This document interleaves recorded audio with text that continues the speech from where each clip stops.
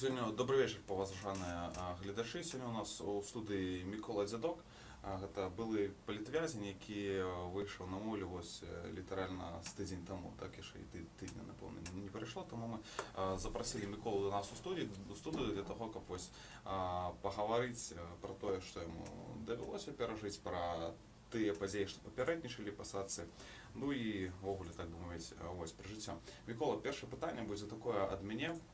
Евген Васькович, напрыклад, таксама анархіст бабруйскі, асуджаны за тое, што кідаў коктейлі Молотова у будынак бабруйскага ТБ. Яны з хлопцамі прызналі сваю віну, то бок яны не адмаўлялі, яны сказалі, што так мы кідалі гэты коктейль у падтрымку менскіх анархістаў.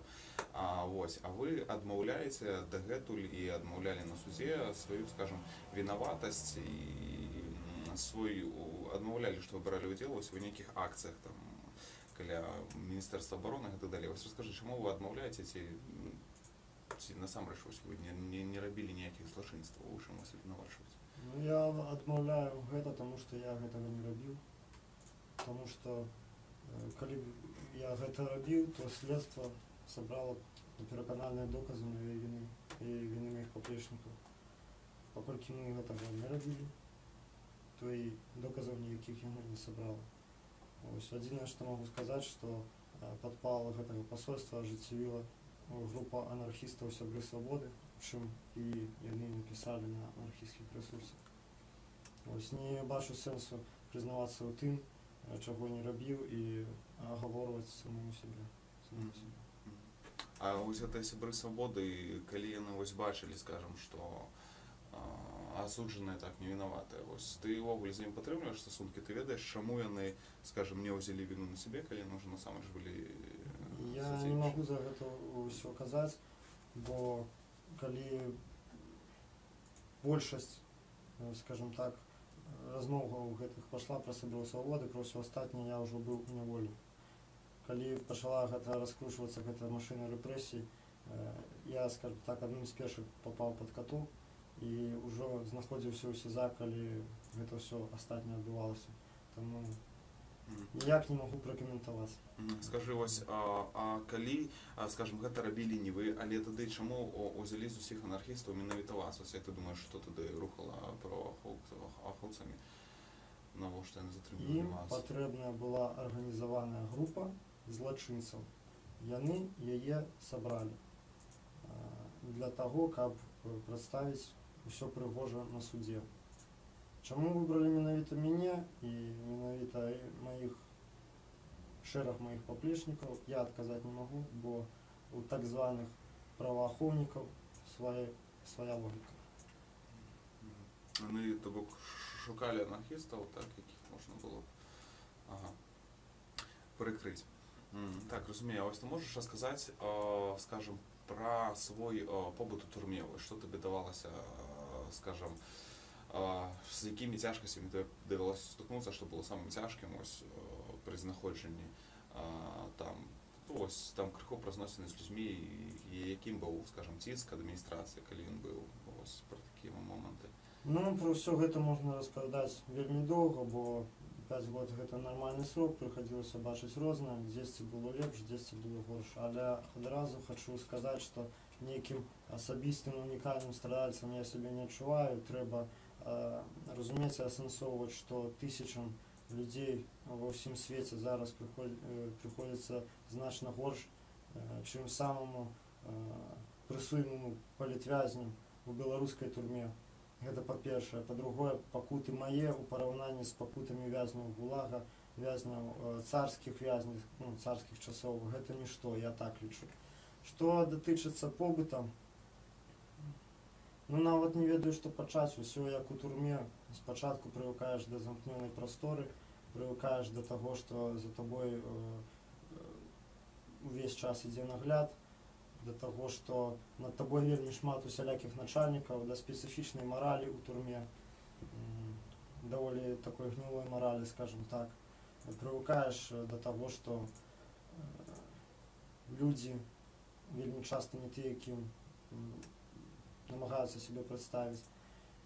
Спасцігаеш гэта ўсё. А што датычыцца самага цяжкага, гэтае пытанне мне уже задавала наша Ніла. Лічу, што калі зараз пачаць расказваць, што было асабліва цяжкім, гэта будзе надта каштоўная інфармацыя для спецслужбаў, якія пачнуць ціснуць на палітвязняў у будучыні. Ну, то бок я так зразумеў, што там ты, скажем так, спрошчаў сабе жыццё тым, што уяўляў, што жывуць людзі, якім яшчэ горш, так, і гэта цябе неяк натхняла. Канешне, мяне гэта натхняла, і я проста пераконваў сябе, што калі ўжо яны вытрымалі і трымались, і не ламались, не здраджвалі і гэтак далей, то ўжо я абавязаны. Кажется, вось тут пытанне даслала чытачка, ці чытач, ці чытачка. Ну, нікнейм Маланка, не ведаю, там, гендерная прыналежнасць. Ось ён ці яна піша: ваша мужнасць уражвае, Мікола, дзе карані і у чым вы чарпалі сілы, каб супрацьстаяць сістэме нават у тых жудасных абставінах. Перачытала кароткую хроніку вашых артыкулаў судоў. Вы сапраўдны волат. Ось, акрамя таго, што вы назвалі, аб думках, што ёсць людзі, якім горш, ёсць, і у чым вы яшчэ, скажем, што натхняла вас на супрацьстаянне з сістэмай, з турмой? Дзякуй Маланцы за высокую адзнаку. Што датычыцца таго, што натхняла, па-першае, гэта усведамленне асабістай маёй праваты. То бок, я ведаў, што мае перакананні правільныя, перакананні, так бы мовіць, тых, хто мне супрацьстаіць, сістэмы, гэтых усіх начальнікаў, неправільна. Тое, што на маім баку праўда, на іхнім баку хлусня і гвалт. Гэта першае. Па-другое, немаверная каласальная падтрымка з першых дзён, перш за ўсё маіх паплечнікаў, анархістаў. І што мяне вельмі прыемна ўразіла, выявілася шмат людзей не з анархісцкіх колаў, якія нам дапамагалі, падтрымлівалі, аказвалі падтрымку з усіх бакоў, з якіх толькі магчыма. Вось, і яна, эта падтрымка не спынялася ні на секунду з першых дзён турмы і ажно да апошніх дзён, калі мяне вызвалілі. За гэта ўсім гэтым людзям вялікі дзякуй, хачу сказаць, гэта ніколі не забудзецца. А вось да цябе ўсе лісты даходзілі? Канешне ж, нет. Вельмі шмат лістоў стапажылася. Перш за ўсё лісты з-за межы. Вельмі іх не любіла цэнзура, аператыўнікі. Па-другое, лісты ад анархістаў не даходзілі, да і проста звычайныя неяк лісты са словамі падтрымкі вельмі часта не даходзілі. Асабліва хачу адзначыць, вельмі жорсткая цэнзура была у турме нумар 4. Там нават не любілі прапускаць лісты маі і лісты да мяне, у якіх крытыкавалася неяк не толькі беларуская, але нават і расійская ўлада. То бок, у сувязі з падзеямі ў Украіне нехта мне піша аб падзеях ва Украіне, нехта негатыўна адзываецца аб Пуціне, і вось гэта нават станавілася падстава для таго, каб не пускаць для мяне лісты, да мяне лісты. Зразумела, вось глядзіце, я думаю, што большасць нашых гледачоў яны маюць даволі такое альбо ўвогуле не маюць уяўлення пра тое, што такое турма. Проста хацелася пачуць такія вось побытавыя моманты, з якімі вам даводзілася сутыкацца. Ну, то бок людзі вось яны прызвычаіліся, што яны жывуць у нейкім камфорце, у іх все утульна. Вось раскрыйце, як там жыццё, вось не ведаю, як вы спалі, як вы елі, якія людзі вас, скажем, якія людзі былі навокал. Гэта былі вось, як тут ужо казаў таксама адзін палітвязень, ці былі гэтыя людзі, якія засланымі казачкамі, ці яны таксама былі людзі вось паламатымі лёсамі, якія, скажем, туды патрапілі, можа быць, не за што, ці за штось. Ну, раскажыце пра гэта. Ну, калі так коротко сказаць, то турма — гэта канцэнтраваная воля, тая ж самая. Усё тое ж самае, што мы бачым на волі, усе гэтыя негатыўныя праявы чалавечых якасцей, усё гэта часам адсутнасць нейкай маралі, злосць, падступнасць, хлусня, усё гэта мы бачым у турме, але ў больш канцэнтраваным відзе, у больш яўным. Калі нехта думае, што турма неяк так ужо надта разніцца ад волі, ды не, ўсё тое ж самае. Што датычыць таго, як спалі, як спаў, як ел, ну, магу сказаць, што я быў у вельмі разных, у мностве разных пенітэнцыярных устаноў, і умовы іх былі вельмі разныя за гэты час. Ну, асабліва магу адзначыць, канешне, у ШИЗа горш. Напрыклад, асноўной негатыў у ШИЗа гэта тое, што там не даюць на ноч матрасы спаць. То бок прыходзілася спаць на дошках, цесці па 10, часам па 20 сутак. Ну, канешне, прыемнага мала. Што датычыцца Валадаркі, то гэта перапоўненыя камеры былі вельмі часта, вельмі таксама напружвала. Што датычыцца Жодзінскай турмы СІЗО, то гэта вельмі жорсткі рэжым, жорсткі, абсалютна дурны, то бок там патрабаванні былі такія па рэжыму, якія нават ніяк не стасаваліся са здаровым сэнсам. Што датычыцца Магілёўскай крытай турмы, гэта вельмі спецыфічны кантынгент, які там сядзяць, то гэта людзі, з якімі часам было цяжка кантактаваць. Вось са сваёй спецыфічнай мараллю, вельмі папаўшы пад вельмі моцны ўціск вараўской гэтай злачыннай ідэалогіі. Яны жылі па паняццях, так? Да. А вам даводзілася самому жыць па паняццях? Бо калі гэта турма, там жа нейкія свае законы дзейнічаюць, так? Ну, гледзячы ў якой ступені. Калі пападаеш у месца пазбаўлення волі, ты вымушаны ў нейкай ступені жыць па гэтых паняццях, прытрымлівацца мінімальных этычных правілаў. Ну, пачынаючы ад даволі пазітыўных, такіх як, канешне ж, нельга красць у сакамерніка ці са суседа па кубрыку, калі гэта калонія. Нельга прымяняць нейкі нематываваны гвалт і гэтак далей, то бок ёсць і пазітыўныя моменты, але, канешне, ёсць і негатыўныя. Гэта даволі лаяльнае стаўленне так званых паняццяў да хлусні, да абману. Ну, гэта падвойная, вельмі лицемерная мараль. Ну і хацеў бы дадаць, што калі нехта думае, што зараз у беларускіх турмах так ужо жывуць па паняццях і там усё гэтак жорстка, ды не, няма ўжо такога, гэта асталось у мінулым.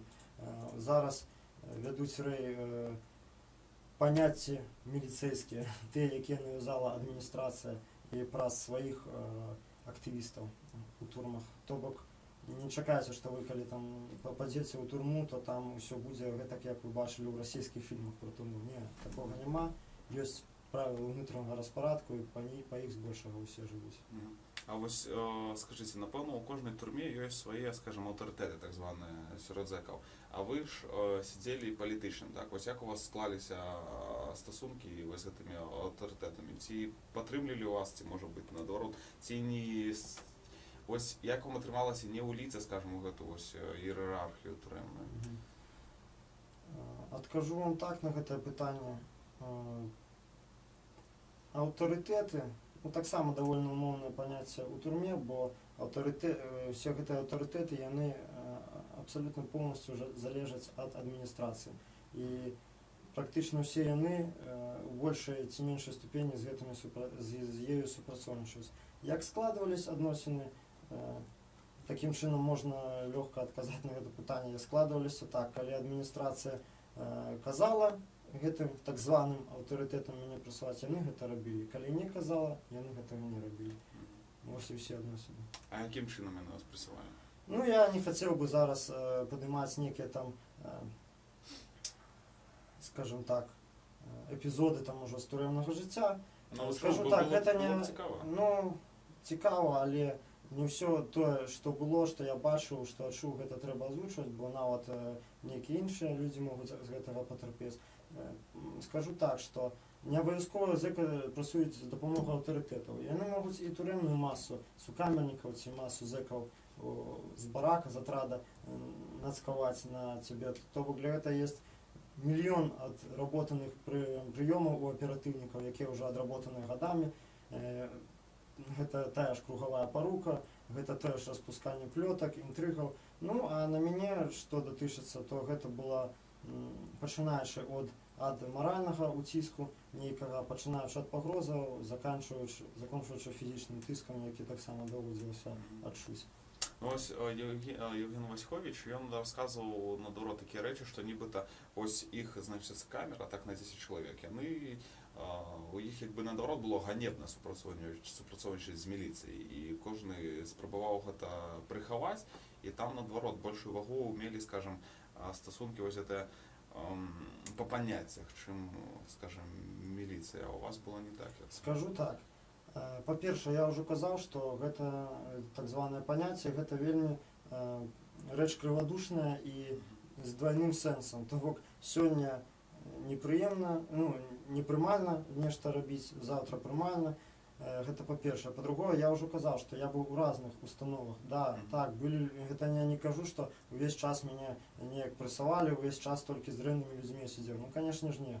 Конечно ж, побач са мной вельмі часта былі добрыя, дастойныя людзі, якія мне дапамагалі, рабілі нейкае добро, дапамагалі вытрымаць. Вось. То бок было па-разнаму. Было і так, і гэтак. Ну, а паняцці гэта яны, як і закон у сённяшняй дзяржаве, яны існуюць для тых, хто іх прымяняе. Калі камусьці выгадна іх перакруціць да 100% супрацьлегласці, гэта будзе зроблена. А вось як у турме людзі ставіліся да вашых поглядаў і, скажем, якія там настроі пануюць? Скажем так, настроі пануюць у агульным такія ж самыя, як у грамадстве, але ведаеце, больше неяк азлобленасць у агульным у людзей, таму што вельмі шмат людзей пацярпела ад закону, не будучы віноўнымі. Гэта па-першае. Па-другое, кожны зэк 24 гадзіны ў суткі адчувае адміністратыўны ціск з боку адміністрацыі.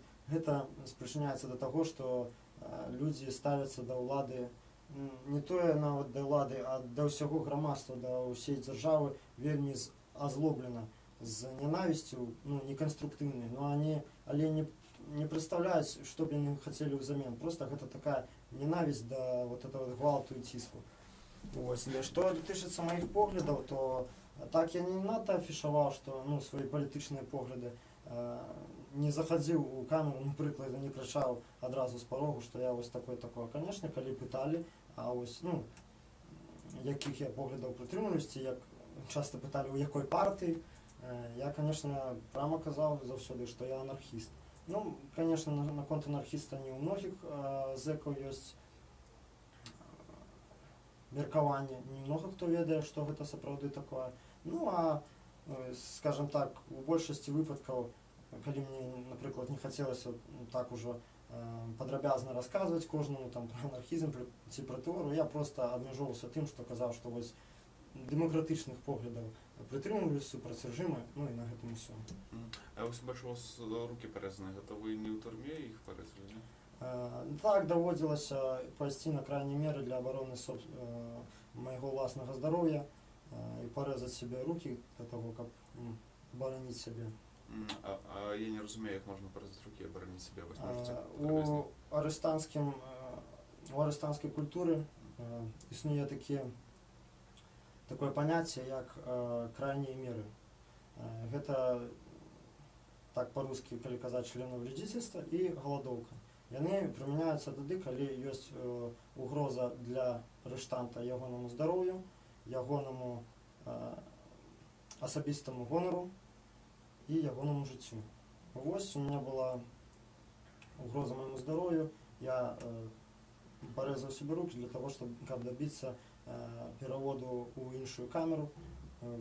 По угорках меня посадили в холодную камеру, в якой спать было немагчыма, и не реагировали ніяк на мои просьбы перевести у іншую камеру. Вось давялося сделать гэта, скажем так, звычайная рэч для арыштанта, калі трэба адстаяць свае правы, а усе іншыя метады вычарпаны. Вось у меня гэта адбылося. Бо калі гэта робіш, то адміністрацыя вымушана перавесці цябе на санчасть і выслухаць нейкія твои патрабаванні. Такім чынам ты прыцягваеш да сябе увагу. А ось то бок і лева і права руках этого адначасова так парэзалі праз тое, што ў камеры было холодна. І гэта дало плён? Ну, ведаеце, у гэтай угоркаўскай калоніі адміністрацыя пасля гэтага пайшла на прынцып. Перавесці меня ў іншую камеру не перавяла, але, конечно ж, полностью змянілася стаўленне. Меня перестали трымаць у клетцы по 5-6 гадзін, што было дагэтуль. Мяне перасталі груба са мной размаўляць. Вось, пачалі выслухваць мае патрабаванні іншыя. Карацей, зрабілі ўсё, што я хацеў, акрамя галоўнага перавесці ў іншую камеру. Ну, так бы мовіць, хацелі пайсці на прынцып, казаць, што вось яны тут галоўныя. Зрозуміло, Миколай. А скажіть, ось як вам уявлялося ваше визволення, покуль ви ще були там, ось у турмі? Як воно вам уявлялося? Як ви думали, що це здариться, ці ви ще посидите? Уявлялася, ну, конечно ж, было б неправдой казаць, што ніколі я не думаў пра вызваленне. Так, думаў не раз, але скажу, што я не чакаў некага раптоўнага вызвалення, асабіста пасля того, як меня раскрутили по 411 артыкуле, добавили год зверху. Я хутчэй приготовился наоборот до працягу тэрміна, што меня могуць круціць яшчэ 1 і 2 разы. Ось. Ну, а уяўлялася гэтак сама, як і адбылося. Гэта абдымкі, усмешкі паплечнікаў, маці, бацька і воля, вольнае паветра. Воля. Ось для вас самого те слово воля, воно вже некое своє власне ціні набуло, ціні. Ну, бо, напевно, той, хто не був у місці зневолення, воно у нас своє, як свій погляд і, скажімо, своя транскрипція, своє уявлення про сенс цього слова. А для вас ось воля, що це таке? Добрае пытанне. Чалавек, калі ён ніколі не быў у турме, ён не цэніць элементарных рэчаў, тых, якія мы зараз бачым паўсюль. Гэта магчымасць хадзіць туды, куды захочаш. Магчымасць абняць таго чалавека, якога любіш. Магчымасць бачыць сяброў, бачыць дзярэўя, бачыць вось эти зялёныя лісцікі на іх. Магчымасць глядзець на сонца, неба бачыць не у клетачку, а такім, як яно ёсць на самой справе. Вось гэта, напэўна, для мяне і ёсць воля. І скажу вам шчыра, што пасля гэтага зняволення я пачаў адчуваць жыццё, адчуваць свабоду больш поўна, безумоўна. А ось калі казаць ужо аб тых рэчах, якім вас навучыла турма, скажу, ну, ўсё ж правесці 5 гадоў, это, напэўна, штось вы для себе выносіш, вот што вы для себе вынеслі, акрамя новага, скажем, разумення слова воля, ось што яшчэ? Першае і галоўнае, гэта звычка адказваць за свае ўчынкі і словы. Я трэніраваў гэтую звычку ў сябе і раней, але, безумоўна, вельмі моцны штуршок дадала свабода, бо тут уже імператыўна ты становішся ў такія абставіны, у якіх, калі ты гэтага не будзеш рабіць, ты маральна памрэш в турме. Гэта першае. Другое, турма навучыла мяне любіць дабро, любіць людзей. То бок, як гэта ні странна, у мяне паменіла ненавісці, паболела любві да сваіх сяброў, да паплечнікаў, да чалавека як такога. То бок, я паглядзеў на тое, якія людзі бываюць разныя сапраўды, і пераасэнсаваў, ну, сваё стаўленне, скажем так, да чалавецтва, да стасункаў у грамадстве і гэтак далей. То бок, для мяне ўсё ж гэта стало найбольш важным. Ну, вы цяпер любіце ўсіх. Так? Ну, можна сказаць так, то бок гэта не значыць, што я там апынуўся нейкі там хіппі ці неяк пераглядзеў свае адносіны да інстытутаў прыгнёту ці інстытутаў дзяржавы, але проста зараз я зразумеў, што сапраўды галоўнае, што нам трэба ў жыцці, гэта гуманізм, скажем так, і поўнае пераасэнсаванне таго, як мы ставімся да бліжэйшага. Ну, вы, скажем, калі на той момант 5 год таму, ось вас, калі, скажем, садзілі, так, вы, напэўна, вось гэтых людзей у форме ненавідзелі, напэўна. А як вы цяпер да іх ставіцеся? Я ненавідзеў і ненавіжу дагэтуль іхнюю функцыю. Тую бесчалавечную функцыю, якую яны выконваюць у грамадстве, якая ідзе на знішчэнне ўсяго добрага, што ёсць у людзях, на знішчэнне добрых сацыяльных інстынктаў і на насаджэнне злых сацыяльных інстынктаў. Вось. Ніколі у мяне не было нейкай асабістай ненавісці да людзей менавіта да асобы ў форме, як да асобы, да чалавека з імем, бо сапраўды ён такая ж ахвяра сістэмы, як і я на сваёй пасадзе. А скажите, вам у турме даводзілася сустракацца з людзьмі, якія былі вось выхаджэнцамі з гэтых сілавых структураў, але так волею лёса апынуліся вось у месцах зняволення? Даводзілася, і што смешна, я адразу заўважыў, усе яны, нават хто быў на даволі высокіх пасадах у турме, становяцца ярымі дэмакратамі і праціўнікамі ўлады, то бок яны кажуць, што вось, а мы не ведалі, як усё тут сапраўды дрэнна, якая дрэнная сістэма, а зараз мы даведаліся, усе яны як адзін выпісваюць народную волю, ну і гэтак далей. А вам даводзілася згаварыць з гэтымі людзьмі? Конечно, я размаўляў з імі, я іх не стараніўся, мне з усімі размаўляць цікава. Ага, і яны ўжо крыху трымаліся так вашых поглядаў, у сэнсе, як бы так сфармуляваць. Ну, яны вас падтрымлівалі, ці ўсё ж у іх працавалі нейкія рэфлексы такія яшчэ старыя, казалі, ну, як яны за твоє месца тут? Ну, як яны маглі мяне падтрымліваць, калі я анархіст, а яны былі дзяржслужачыя? Так, яны казалі проста, што вось Лукашенко гэта дрэнна, рэжым павінен быць дэмакратычны, ну, не болей того, на этом вся у двукосі падтрымка яна станавілася. Зразумела, ось тут нам чытач піша, ось чым будзеце займацца пасля таго, ось як адпачнеце ад турмы, прызвычайцеся да, скажам, волі, ось якія вашы планы далейшыя? Да я не магу сказаць, што заўтра будзе, пра якія планы далейшыя можна сказаць. Адное, што планую працягнуць навучанне ў Еўрапейскім гуманітарным універсітэце, дзе я вучыўся да пасадкі.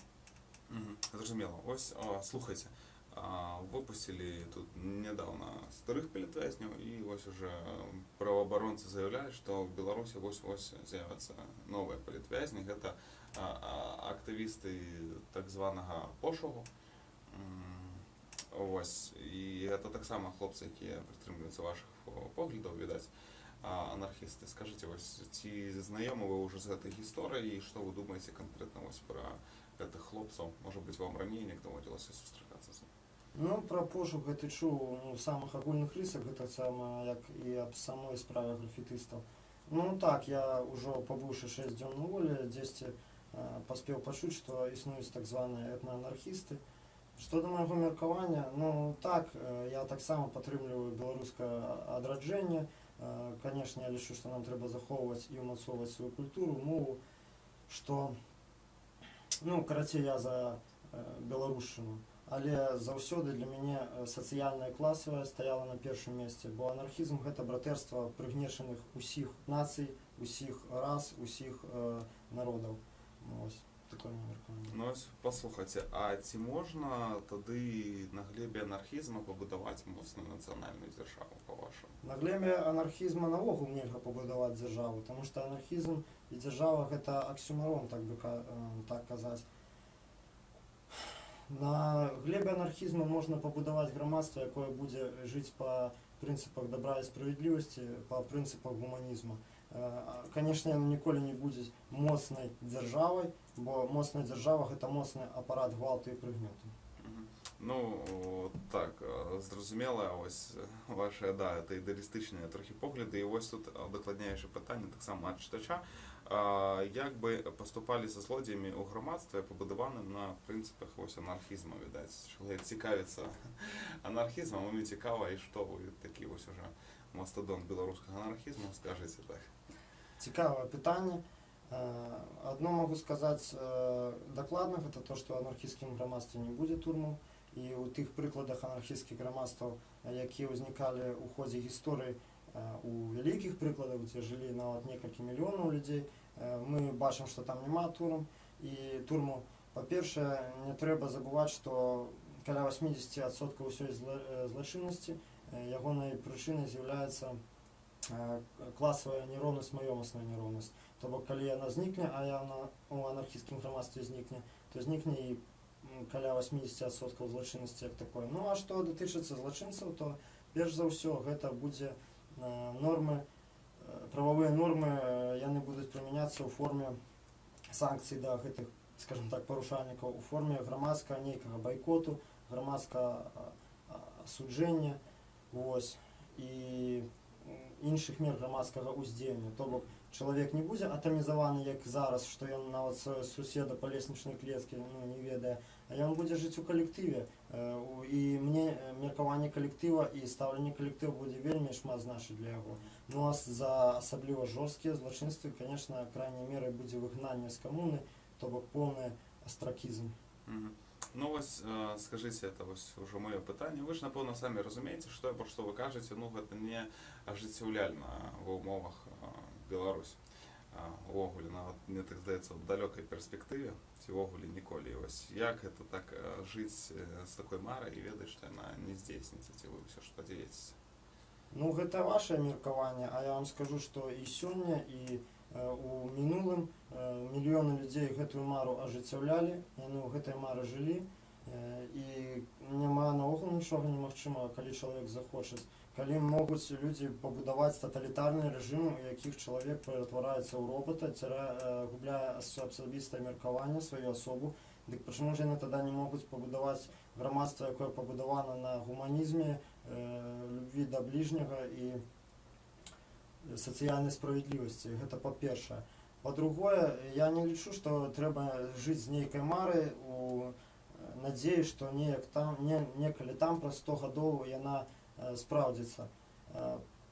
Да мы жывём анархізмам ужо сёння. Наш анархізм, наша мара спраўджваецца кожную хвіліну у гэтым братэрстве паміж намі, паміж паплечнікамі, паміж усімі прыгнечанымі, у нашых радыкальных дзеяннях, у нашых сацыяльных праектах, якія арганізоўваюцца на неіерархічнай глебе.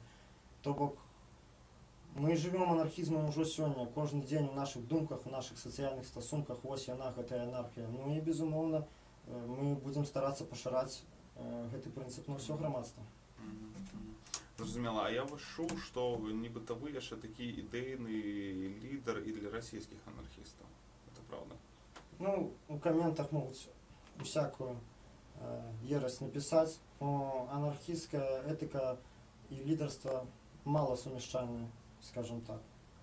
Расійскія анархісты такія ж мае паплечнікі, як і турэцкія, і ангельскія, і амерыканскія, і так далей. Зразумела, а вось так, скажы, вось пакуль ты, скажем, сидзеў, ты ж напэўна вось усё ж вяртаешся да пытання, як ты бачыш сваю будучыню, да? Ты ж напэўна вось думаў пра штосьці, мадэляваў нейкія сітуацыі, уяўляў вось як ты будешь выглядаць, не ведаю, 30 год, і чым ты будешь займацца. Вось ты можаш сказаць, кім ты себе бачыш? Можа быть, ты панесеш свае ідэі, так бы мовіць, у масы і станеш палітыкам, ці як? Вось раскажы трохі, што ты все ж далей плануеш рабіць у перспектыве там не праз месяц, а вось так глобальна. Ну, конечно, моё глобальное ожидание гэта працягваць несці свае ідеі ў масы і, крый Божа, становіцца пры гэтым палітыкам. Вось. Что могу сказать? Я садзіўся анархістам, я выйшаў анархістам, барацьба працягваецца. Ну а што дакладна са мной будзе у 30 гадоў, ніхто не ведае, і я тым больш. Так, зразумела. А вось калі гаварыць пра сённяшнюю, скажем, палітычную сітуацыю, вось проста твой погляд збоку, да, як прадстаўніка, скажем, такого незалежнага грамадства, што думаеш пра тое, што сёння складваецца у нас з выбарамі прэзідэнта і ўвогуле з, скажем, сітуацыяй дэмакратычнай супольнасці, так званай? Ну, з аднаго боку, я назіраю дэградацыю многіх структураў дэмакратычнай супольнасці і афіцыйнай апазіцыі. А з другого боку, я бачу ўздым аўтаномных нейкіх грамадскіх, асабліва моладзевых суполак, якія намагаюцца рабіць нешта самі без удзелу палітыкаў партыі. Што датычыцца агульнай сітуацыі, ну, конечно, гэта пагроза моцная з боку так званага рускага міру, з боку Расіі. Пагроза, перш за ўсё, культурная, ну і геапалітычная, пэўна, таксама. Ну, а што датычыцца выбараў, дык я іх наогул сур'ёзна не ўспрымаю. Гэта ўжо ператварыўся ў дзяжурнае мерапрыемства. Тым больш зараз, калі апазіцыя ледзь не раскалолася, і добрая палова апазіцыі кажа, што вось, маўляў, лепей падтрымаць Лукашенка супраць Пуціна. Ну, карацей, я не надто захоплений тим, що я зараз бачу. Ну, я не бачу ані протестного потенціалу моцного, ані громадського уздиму, але ж гэта нічого не значить, усе може помінятися у будь-яку хвилину. Ніхто не ведає коли. Мгм. А ось, то бок, по-вашому, ви не можете дати ніякий прогноз, ось коли у нас відбудуться переміни, так, ніякі, в політичному сенсі? Не возьмусь давати такий прогноз. Мгм. А що може бути руховиком, по-вашому? Змацнення громадської свідомості. І це по-перше. Ну а по-друге, коли улічвати, що страна маленька, то гэта рухавіком можуть бути геополітичні зміни. Ну ось ми вже бачимо, як на білорусів повлияв конфлікт на Україні. Ось хожу по вулиці, назираю вельми шмат народу у вишиванках, це для мене так дивно було. Ось. Ну і мені подається, що історично і геополітично так виходить, що коли відбуваються моцні глобальні переміни у нашого восточного сусіда, у Росії, то вони, безумовно, затягнуться Білорусь. Ну, а покольки у Росії, мені подається, моцні переміни не за горами, то вони за ими обов'язково послідують глобальні переміни в Білорусі. А ось у гэтым руху да пераменаў ці могуць быць анархісты нейкімі хаўрусникамі дэмакратаў, скажем, ці зусім кардынальна розныя шляхі? Гістарычна, калі мы паглядзім, анархісты, конечно, могуць быць у ходзе нейкай народнай рэвалюцыі хаўруснікамі нейкіх палітычных сілаў, якія імкнуцца да захопу ўлады. Але, як образна кажучы, да першага паварота. То бок, калі адбудзецца рэвалюцыя кшталту там Майдану таго ж, анархісты, безумоўна, будуць рухаць рэвалюцыю далей, да пашырэння самакіравання, да пашырэння дэмакратыі, правоў народа, да знішчэння палітычных і бюракратычных інстытутаў. Ну а гэтым лідарам дэмакратычнай супольнасці ім жа захочацца быць прэзідэнтамі, міністрамі і гэтак далей. Ну і яны проста працягнуць бароцца з анархістамі, як гэта ж саме, як Лукашенко зараз бореться з нами. Зрозуміло. А ось послухайте, скажімо, в Україні ранее была та же ситуация, что у нас теперь дотычна ось этих рухов, так званых ФА и антифа. Так. Ну, анархисты, ну, вот такие молодые аббревиатуры, так, напевно, розумієте, про що я кажу, так? То бок, здавалось би, на от ось осередок футбольних фанатів, здавалось би, хлопці, яким імпонує, там, скажімо, щось національне, білоруське, але вони все одно бачать ось, не ведаю, поміж собою некий антагонізм знаходиться, да? То бок, праве, ліве, весь час некі бойки і увогуле. Ось як ми бачимо на узору України, що вони об'єдналися після російської погрози, так? А ось ці фанати, які були анархістами, фанати, які були націоналістами, крайніми, вони неяк об'єдналися і посябравали. Ось, може бути, ви зі своїм виходом бачите некую таку свою звишмету у тим, як, скажімо, об'єднати ці ось, покласти конець гэтым спрэчкам, гэтаму антагонізму паміж беларускімі антифа і, скажем, нацыяналістычнымі рухамі. Антагонізм паміж антифашизмом і фашизмом пролягае ў самой сутнасці антифашизма і фашизма. Калі фашизм гэта антыгуманная, антычалавечная ідэалогія, якая не прызнае ані праў чалавека, ані роўнасці ўсіх людзей, то антифашизм, які сам по себе вельмі, ну, скажем так, вельмі шмат мае ад анархізму і уж тым больш анархізм, ніколі не зможа, скажем так, сябраваць з фашизмом, ніколі антифашисты не будуць аб'яднаўвацца з фашистамі у абароне інтарэсаў дзяржавы. Ну, тое ж самае, што вы кажаце наконт нібыта аб'яднання там правых і левых у Украіне супраць рускага міра, гэта неправда. Насамрэч гэта не адпавядае рэчаіснасці.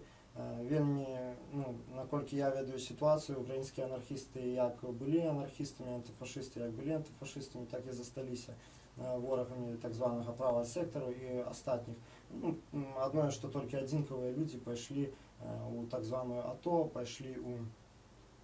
пачалі сябраваць з правымі, вырашыўшы, што гэтага патрабуе момант.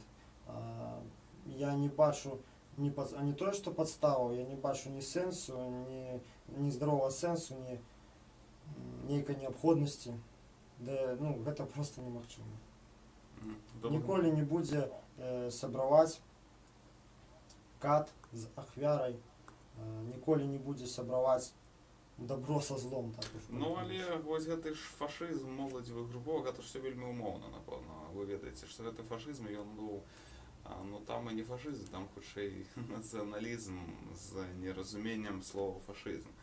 І все ж, напрыклад, калі перад Беларусь апынецца нейкім у стане, калі нам будзе штосьці пагражаць, то тады таксама, ось, вы думаеце, не аб'яднаюцца нашы ФА і антыФА, так званыя рухі.